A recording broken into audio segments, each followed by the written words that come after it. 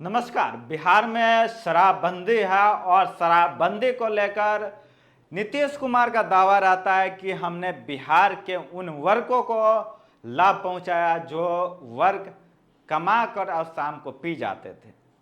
इसमें कहां सच्चाई है और कहां इसमें डिफ़ॉल्ट है, आप सभी को मालूम होगा। इसी पे आज बात करेंगे। जो लोग मुझे नहीं जानते उन्हें मैं बता दूं, मेरा नाम है विवेक और आप देखना शुरू कर दिए हैं आवाज़ न्यूज या NSNB इंडिया न्यूज। फेसबुक पर देख रहा होगा तब पॉडकास्टर विवेक पे भी देखेंगे। अब हम आते हैं उस टॉपिक पे जो पिछले कई चुनाव इसी मुद्दे पे चुनाव लड़ा जाता है। कहा जाता है नीतीश कुमार इसी के बदौलत हमेशा CM बन जाते हैं, मुख्यमंत्री बन जाते हैं। क्या? तो शराबबंदी करके उनका कहना है कि हम उन वर्गों और उन पिछड़े वर्गों को लाभ पहुंचाए हैं जो पूरे दिन काम करते थे और शाम में पी जाते थे। सच्चाई से आप सभी अवगत होंगे से कितने लोग आज उससे बच पाते हैं और किन को इससे लाभ हुआ है। क्या उन शराब माफियों को लाभ हुआ है या उन वर्गों को लाभ हुआ है जिन वर्गों की बात मुख्यमंत्री हमारे नीतीश कुमार जी करते हैं। किसी से छुपा नहीं है। तो उसी पर हम बात करेंगे आज मोतिहारी जिले के जो वहाँ के कप्तान हैं माननीय जो स्वर्ण प्रभात जी हैं। काफ़ी अच्छे काम करते हुए दिखते हैं, लेकिन जब शराबबंदी की नीति लागू करने की बात आती है वहाँ पे बोलते हैं से उस पर कस जो है करने की बात करते हैं तो वहाँ पे वो फेल होते हुए नज़र आते हैं। इतना दावा मैं क्यों कर रहा हूँ इसके पीछे भी आप जान जाइए।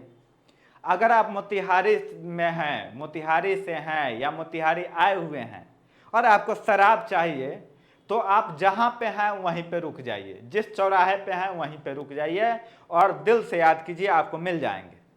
कुछ जगह बताता हूँ। मोतिहारी से चलिएगा तो मोतिहारी हर वो शहर में आपको शराब मिल जाएगा, चाहे वो बलुआ हो, छतौनी हो या रघुनाथपुर हो, चंदमारी हो या उसके अन्य आसपास के कोई शहर हो। उसके बाद वहाँ से अगर केसरिया की तरफ बढ़िएगा तो फिर आपको जीवधारा, फिर बीच में पिपरा कोठी, पिपरा, फिर चकिया, फिर दूसरे साइड से आइएगा तो सेमरा, कल्याणपुर, इन तमाम जगह पे चाहे वो केसरिया हो या छोटे छोटे जो चौक हैं वहाँ पे आपको शराब मिल जाएंगे।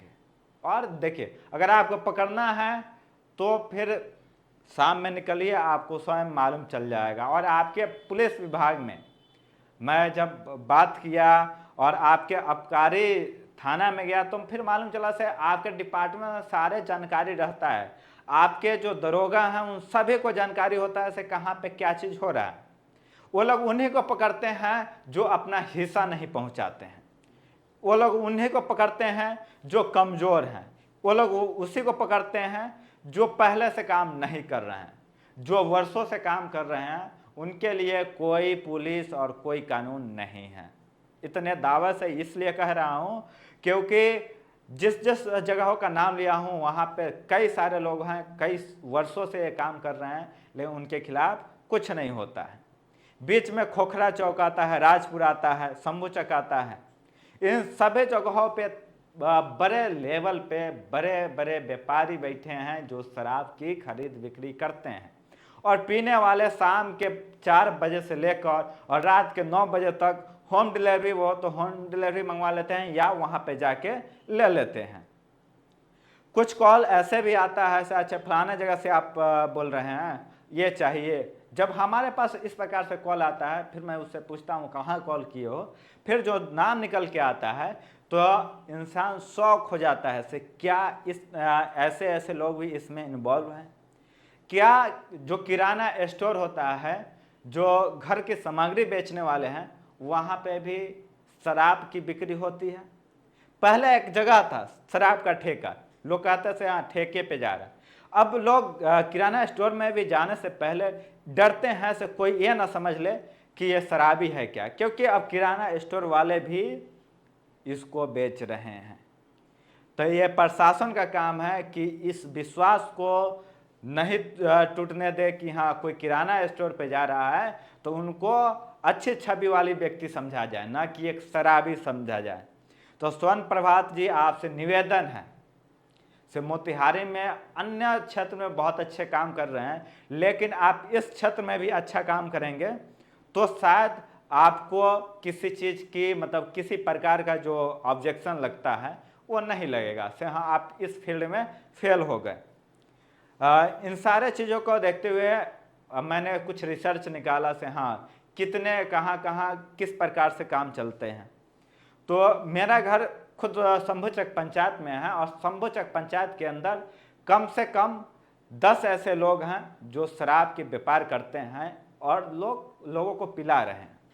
कुछ जगह ऐसे भी काम होते हैं जहाँ पे शराब बन रहे हैं, लेकिन वो वहीं वाला है जिस शराब से लोगों की मौत होती है, वर्षों से बन रहा है, लेकिन प्रशासन को भी मालूम है, लेकिन प्रशासन वहाँ पे कोई एक्शन लेते हुए नहीं दिखता है। तो स्वर्ण प्रभात जी आपसे निवेदन है कि कल्याणपुर थाना के साथ साथ केसरिया थाना और आबकारी विभाग का जो थाना है उनमें थोड़ी भ्रमण कीजिए, उनकी थोड़ी क्लास लगाइए और उनके जितने भी लोग हैं उनसे अपनी जवाब मांगिए से अभी तक आपने क्या किया है। कहते हैं ना, लोगों की कम्युनिटी का एक जरिया बन गए हैं। अगर कोई पिया हुआ व्यक्ति पकड़े जाएंगे तो उसको यह धमकाया जाता है से अगर तुम इतने पैसे नहीं दिए तो तुमको शराब बेचने में डाल देंगे, और अन्य जगह के जो शराब है उसके पे थोपा जाता है मजबूरन जो कम जानकार हैं, जो कम पढ़े लिखे हैं, जो मजदूरी करते हैं, इस चपेट में आ ही जाते हैं। और उनको एक छोटी रकम बता रहा हूँ आपको, क्योंकि किसी भी थाने में शराब के नाम पे 50,000 से कम नहीं ऐंठे जाते हैं। इसमें कई प्रकार के दलाल शामिल हैं। आप किसी भी थाने में आसपास देखिए तो वहाँ पे कई सारे जो शराब से रिलेटेड छुड़वाने वाले दलाल होते हैं वो मिल जाएंगे, उनकी भी अपनी हिस्सेदारी होगी दलालों का, और प्रशासन का तो आपको मालूम ही है। तो इस प्रकार की चीज़ें आपके क्षेत्र में, आपके ज़िले में और आपके आसपास के थाना में नहीं हो, तो इसके लिए आप एक टीम गठन कीजिए और उन तमाम अधिकारियों पर नज़र बनाइए जो इस प्रकार के कामों में संलिप्त हैं। मैं नाम नहीं बताऊंगा, बहुत सारे मेरे पास है एविडेंस, जिसके तर्ज पे हम 3-4 ऐसे एसआई का प्रूफ आपको दे देंगे, जिसको आप देखिए तो आप तंग रह जाइएगा कि आपके ही निचले का जो ऑफिसर हैं इस प्रकार की काम करते हैं। उनका कहना भी है से हाँ, अगर जो बड़े साहब हैं वो अगर 100 पेटी पकड़ेंगे तो वो दिखाया जाता है 30, यानी 70% कहाँ जाता है आप स्वयं विचार कर लीजिए। तो इस प्रकार की चीज़ें आपके ज़िले में ना हो, आपके जो आसपास का थाना है उसमें ना हो, तो इसके लिए आप प्रॉपर ध्यान दें और शराबबंदी को एक पूर्णतः लगाइए, ताकि नीतीश कुमार का जो दावा होता है कि शराब की वजह से हम कई लोगों को लाभ पहुंचाए, तो लाभ रियल में जिन लोगों के लिए, जिन लोगों का उद्देश्य था, जिन लोगों को लाभ पहुंचाने का उद्देश्य था, उन तक पहुंचे। उन तक ना पहुंचे जो शराब के आज कारोबारी बन गए हैं, जो शराब बेचकर देखते देखते आज धनी बन जाते हैं, तमाम चीज़ें ऐशो आराम की ज़िंदगी जीते हैं, लेकिन बर्बाद इसमें कौन हो रहा है, किस वर्ग हो रहा है, इसको भी आप देखिए। आज भी वो लोग पीते हैं जिनको लत है, जो पहले भी पीते थे। पहले जो कम पैसे देकर पीते थे, आज वो ज़्यादा देकर पी रहे हैं, लेकिन वो पी रहे हैं। तो आपसे निवेदन है कि अपने जो जितने भी दरोगा हैं, जितने भी थाना अध्यक्ष हैं, उन सभी को आप बुलाएं और एक टास्क दें से अपने क्षेत्र में अगर कहीं भी हमें मालूम चल गया तो तुम्हारी सस्पेंशन कोई नहीं रोक सकता। अगर इस प्रकार की अगर सख्ती आप दिखाएंगे तो उम्मीद करते हैं आपके ज़िले से शराब जो कारोबारी हैं और शराबी कारोबारियों से जो प्रशासन की संबंध है ये सब टूटेगा और एक बेहतर ज़िला के तौर पे उभरेंगे आप। बेहतर एसपी आप हैं, लेकिन इस फील्ड में भी आप काम कर देंगे, तब हम मानेंगे से आप बहुत बेहतर एसपी आप आए हमारे ज़िले में। तो स्वर्ण प्रभात जी आपसे विनम्र निवेदन है, जितने भी शराब कारोबारियों हैं उनको पकड़िए और उनको ऐसे सज़ा दीजिए ताकि दोबारा वो कभी भी शराब के कारोबारी माइंड में आते ही वो डर जाएं से हम इसमें काम नहीं करना है।